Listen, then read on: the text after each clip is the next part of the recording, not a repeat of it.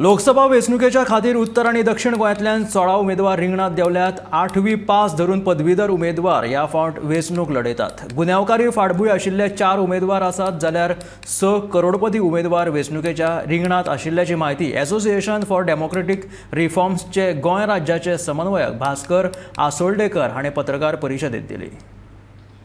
Election 2024 for Goa, comprising of North Goa constituency and South Goa constituency, had a total of 16 candidates, comprising of various cross sections and various strata, and from a few hundred crores till about a few lakhs, under 1 crore, we have candidates.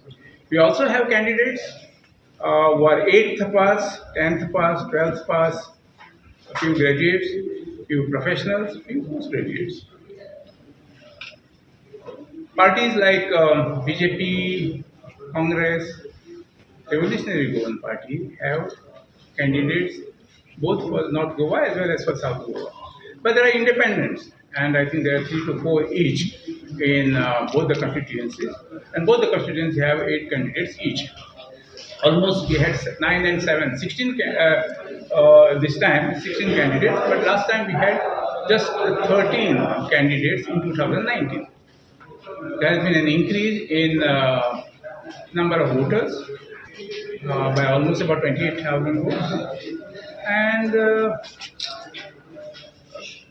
come 7th of May, and we are going to have almost 1,100 polling booths which will be active, and more than 1,000 polling booth officers or clerks or supervisors manning those polling booths.